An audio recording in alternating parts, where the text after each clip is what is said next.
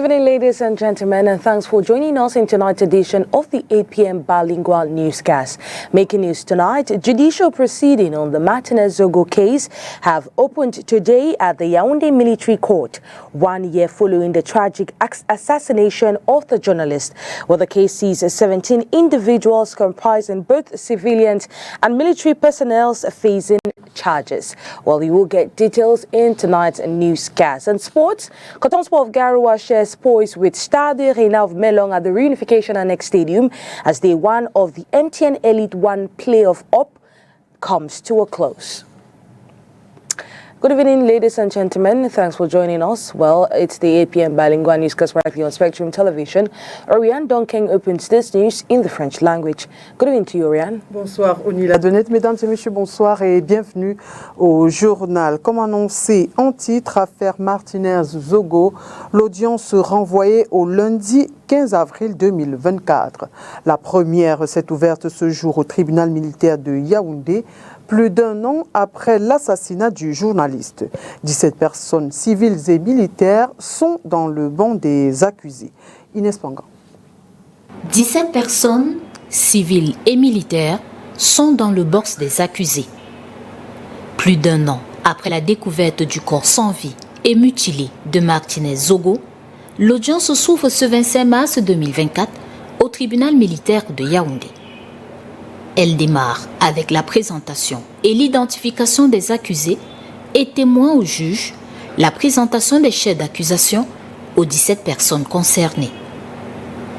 Au banc des accusés, le patron des services de renseignement, Léopold Maxime Eko, le directeur des opérations des mêmes services, Justin Danoué, et leurs collaborateurs, l'homme d'affaires Jean-Pierre Amourou Belinga, le maire de Bibé, Martin Savom, et le journaliste Bruno Bidjan.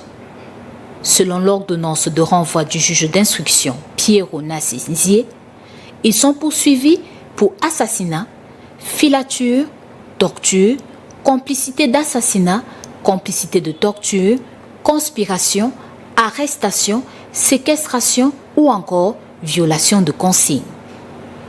Pour la famille, les amis et les collègues de Martinez Zogo, c'est une première victoire avec l'espoir que les responsabilités des uns et des autres soient établies.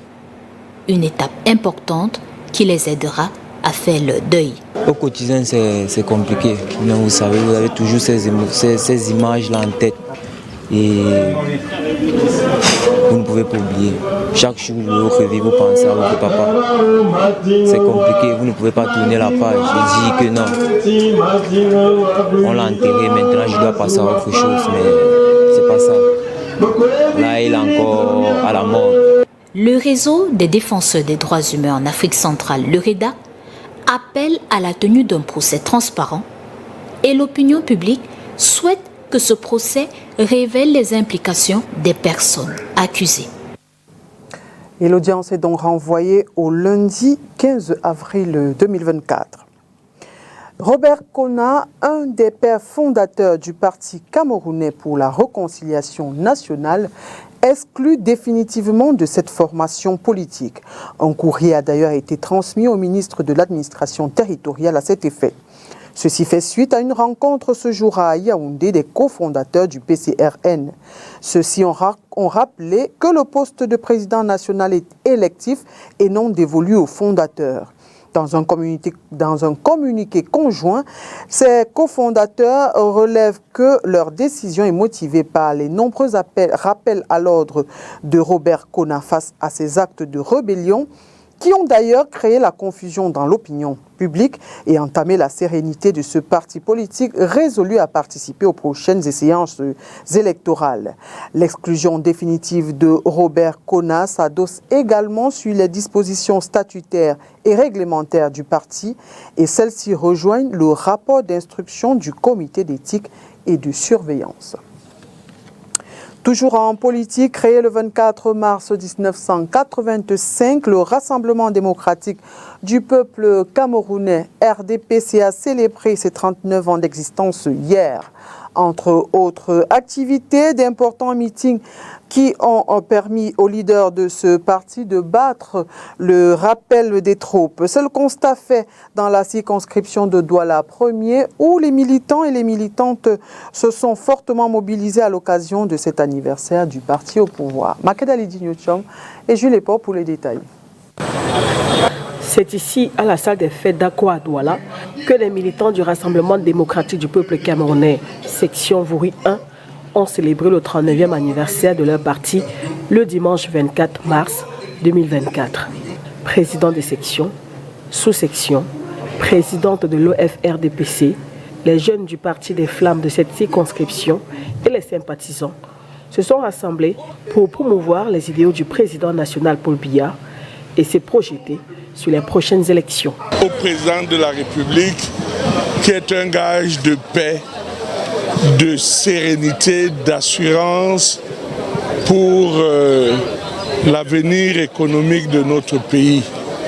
En un mot commençant, il s'agit, en fêtant ce 39e anniversaire, de se mettre déjà tous ensemble pour promouvoir les idéaux du président de la République à travers le vivre ensemble, à travers le développement concerté, mais également dans un élan patriotique particulièrement relevé.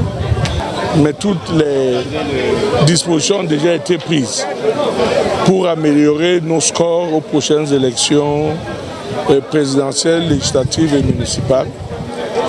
Et contrairement à ce qu'on dit d'habitude, parce qu'on veut dire que le RDPC est toujours en campagne, mais c'est vrai, je l'avoue. Qu'il s'agisse du 24 mars, qu'il s'agisse du 20 mai, qu'il s'agisse du 6 novembre, du 11 février, du 8 mars également, nous ne ratons pas une occasion pour rassembler nos forces, pour rassembler nos troupes dans l'idéal de soutenir la politique du président de la République et de faire gagner ses idéaux. Pour l'honorable Alberto Collins, ce 39e anniversaire du RDPC est l'occasion de faire le bilan du parti, notamment dans le secteur de l'éducation. Personne ne peut fermer une entreprise qui marche. On ferme des entreprises qui ne marchent pas. Et c'est cela qui a été fait parce qu'elle pesait sur les finances publiques de notre pays. Alors, faire aborder, quand on dit qu'il y avait quoi avant, j'ai dit qu'il faut aborder le chemin inverse. Il n'y avait pas quoi avant. Alors, chers camarades, une seule université avant pour tout le pays. Aujourd'hui, nous en avons 11 universités d'État, des écoles supérieures, 8 écoles supérieures, 7 facultés de médecine, 4 écoles supérieures polytechniques, 4 facultés d'agriculture. Et ce n'est pas tout.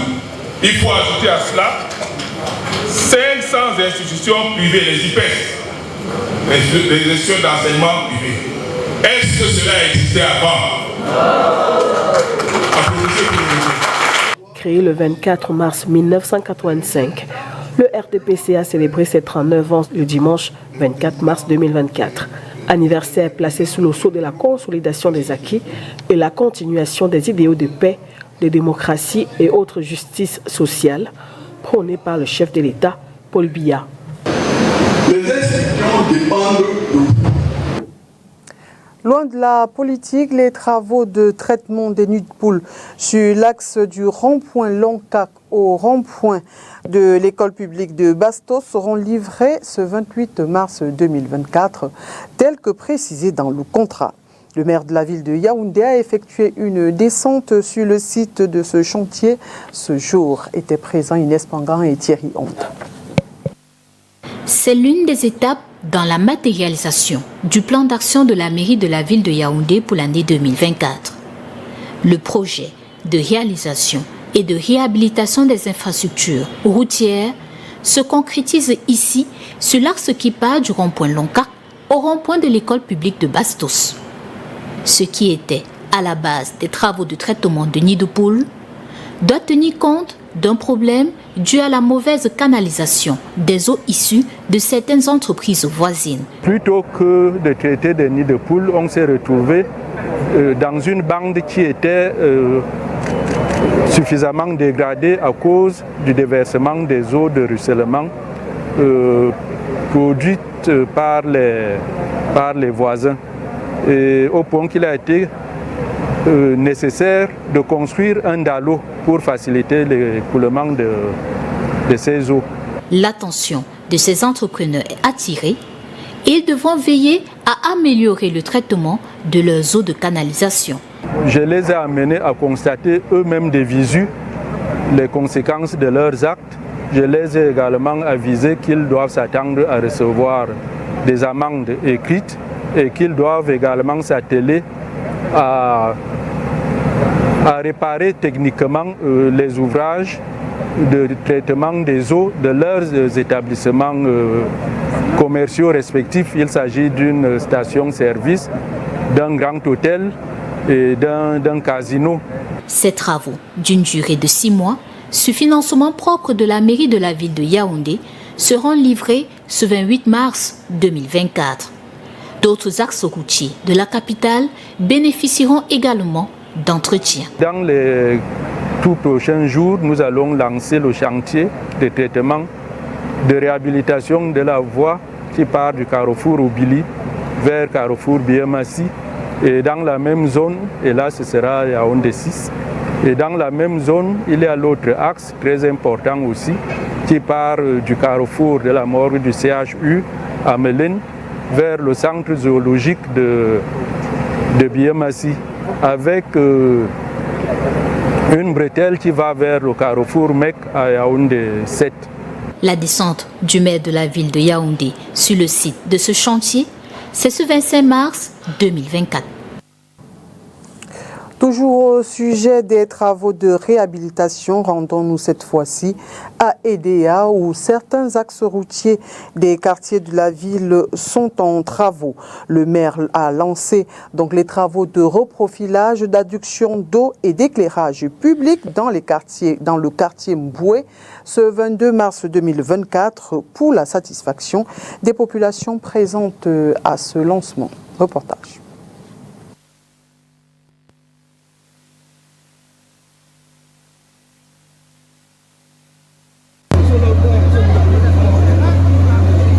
Voilà lancé le reprofilage des voies d'accès du quartier Mboué. C'est à Edea dans la Sanaga maritime. Nous voulons faire de ce quartier un quartier référence.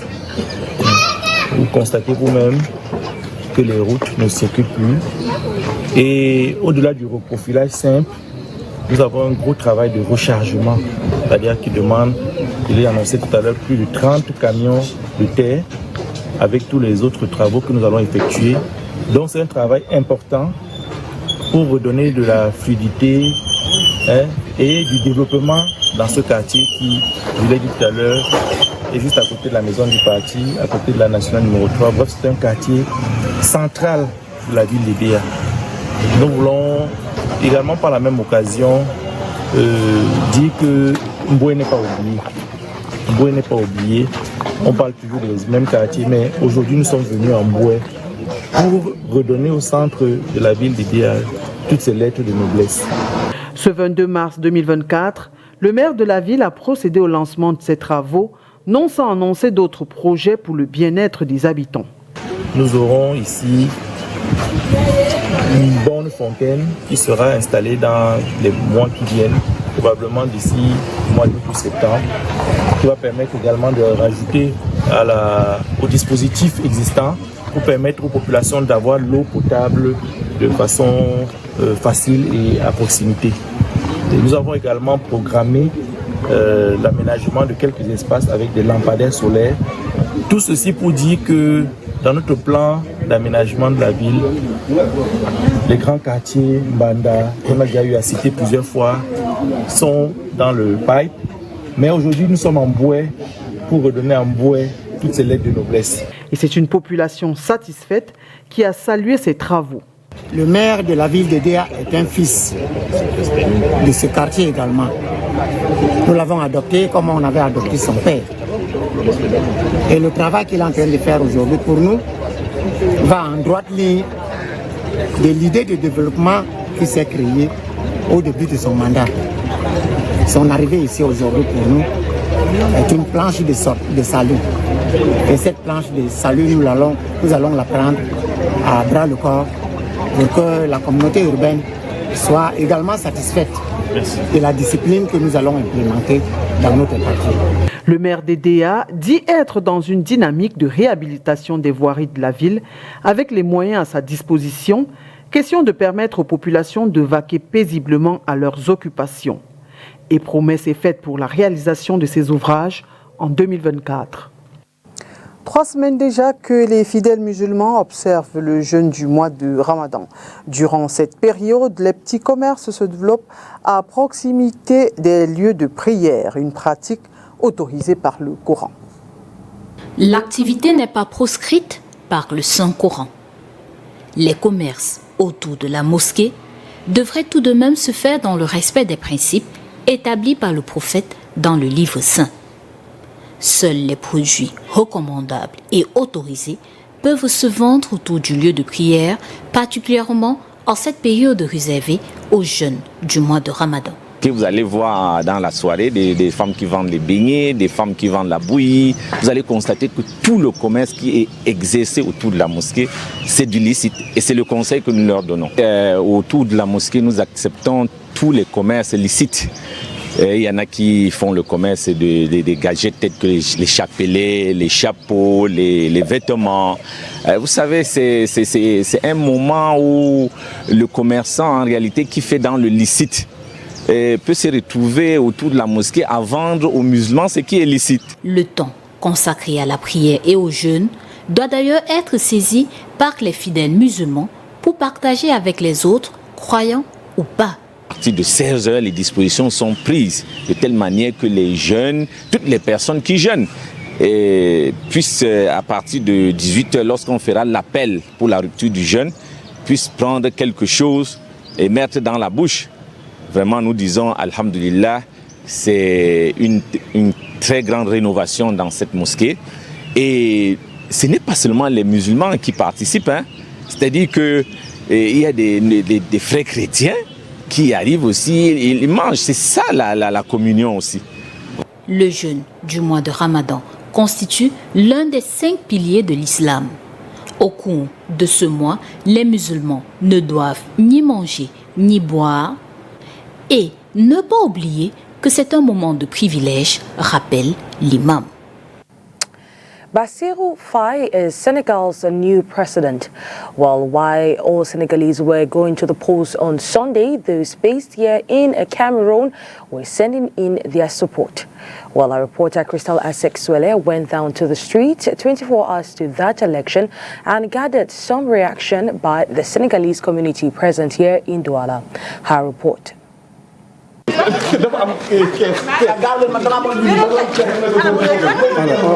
The Senegalese community living in Douala, economic capital city of Cameroon, yesterday, Sunday, 2024, gathered as one to perform their civic rights by casting your vote for their preferred presidential candidate. The Sunday election unspooled peacefully, with voters arriving at the polling stations to cast their ballots, says Kassou Bojan, representing the opposition coalition joined by the president. Au niveau des zones où sont regroupés nos compatriotes sénégalais. Et dernièrement, on a pu faire un meeting à Aqua Palace. C'était le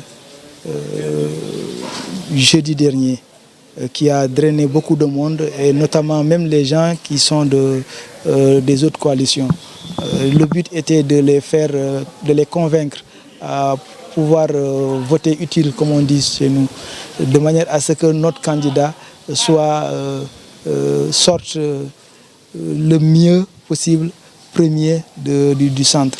Over 700 voters registered for the 2024 Senegal presidential elections in the economic capital city. For the presidential candidate's representative in Cameroon, their candidate Amadou Ba is the best choice. And they have been waiting for this day and are delighted for the outcome of the event so far. Nous sommes 24 mars 2024, c'est ce jour qu'on attendait pour aller aux élections. Ainsi, tout a été mis sur pied pour que les élections se déroulent très bien. L'administration a pris tous les dispositifs, ou toutes les dispositions pour qu'on puisse venir voter. Et tout se passe très bien jusqu'ici. À 8 heures, les bureaux de vote sont déjà ouverts. Voilà. Les Sénégalais arrivent petit à petit. Le vote a bien commencé. Nous sommes en famille, c'est la sérénité. Et au-delà des clivages politiques, c'est une grande retrouvaille. Et comme vous le voyez, nous n'avons pas vraiment aujourd'hui seulement des couleurs politiques. Nous avons aussi des couleurs de communauté. Nous sommes entre nous, c'est la communion. Mais au soir, je prie que mon candidat gagne ces élections au premier tour de cette élection. However, his wishes were not met as young Senegal opposition candidate Bassirou Diomaye Faye wins Senegal's presidential elections 2024. Bassirou Diomaye Faye, who celebrated his 44th birthday on Monday, will become the youngest ever West African country's president. It is also worthy to note that Mr. Faye is a former tax collector who was jailed on charges of defamation and contempt of court after he accused magistrates of persecuting Sanko, who himself was convicted of defamation.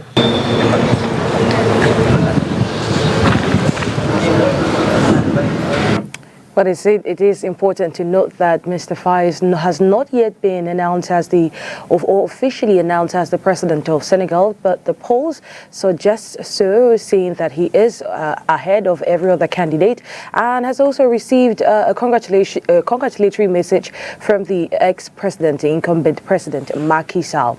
With that said, let's take you out of the country into the United States of America, where U.S. President Joe Biden is putting women's health and reproductive rights at the center of his campaign in the run-up to the November 5 elections. Well, Biden, a Democrat, will face the Republican challenger, former President Donald Trump, who has spoken about abortion but has not fully clarified his position.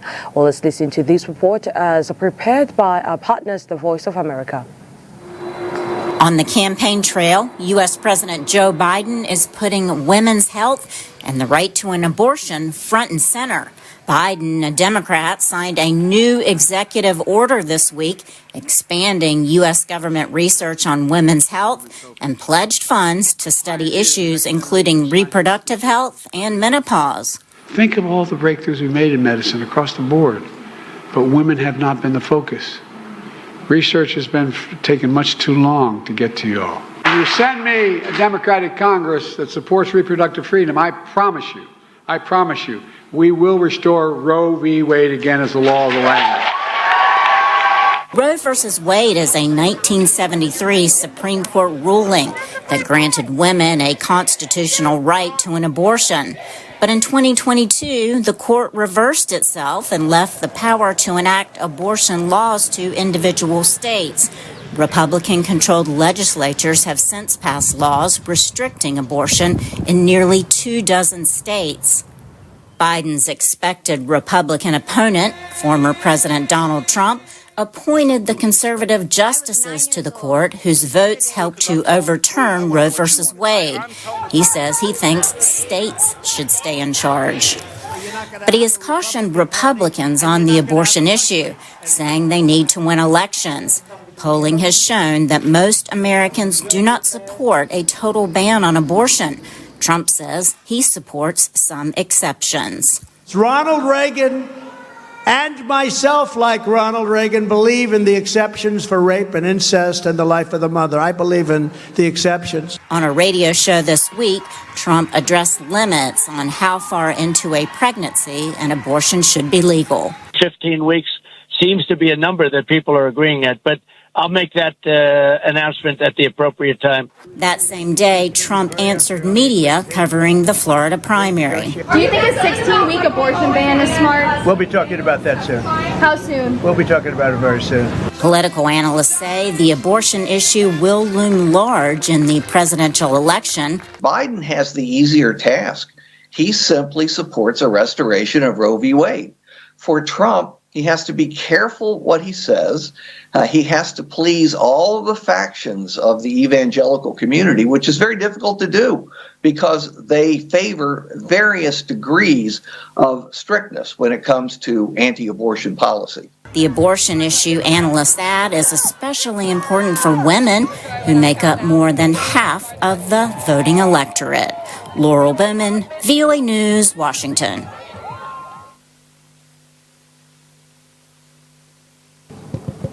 Et nous restons avec nos partenaires de la Voix de l'Amérique pour cette fois faire le round-up de l'actualité en Afrique. Le candidat du pouvoir à la présidentielle au Sénégal, Amadou Ba, a reconnu lundi la victoire de l'opposant anti-système Bassirou Diomaye Faye au premier tour de l'élection dimanche et l'a félicité, a-t-il indiqué dans un communiqué. Plusieurs autres candidats de l'opposition avaient déjà appelé Diomaye Faye pour le féliciter. Au Tchad, le Conseil constitutionnel a rendu publique la liste des candidats à la présidentielle du 6 mai. 10 candidatures ont été retenues. Parmi elles, celle du président de la transition, Mahamat Idriss Déby Itno, et son premier ministre, Succès Masra. Au Nigeria, plus de 140 élèves, victimes début mars d'un enlèvement de masse, ont été libérés sains et saufs. Des partis d'opposition sud-soudanais ont dénoncé des frais exorbitants de $50 000 exigés pour être candidat aux premières élections du pays.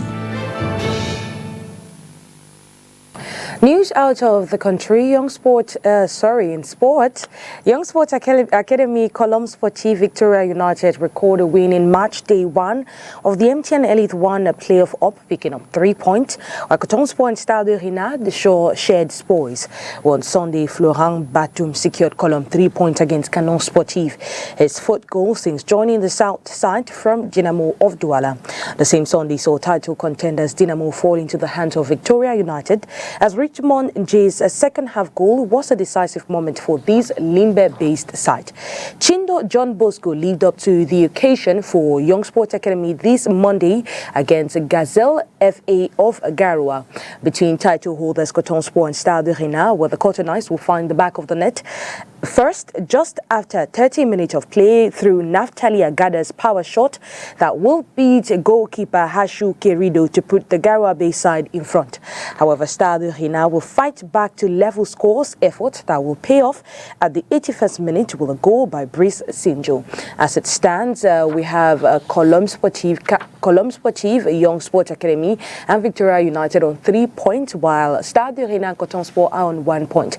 The rest, Canon Sportive, Dynamo of Douala, Dynamo of Douala and Gazelle are on 0 points on the points table. It's on that note that we call it quits on tonight's edition of the 8 p.m. Bilingual Newscast. Do have a wonderful night in the company of our program. See you tomorrow, same time, same station, if God willing. Good night to you, Rian Dongen. Bonne soirée à vous, Nila Donnet. Mesdames et messieurs, merci d'avoir été des nôtres et bonne suite des programmes sur Spectrum Plus.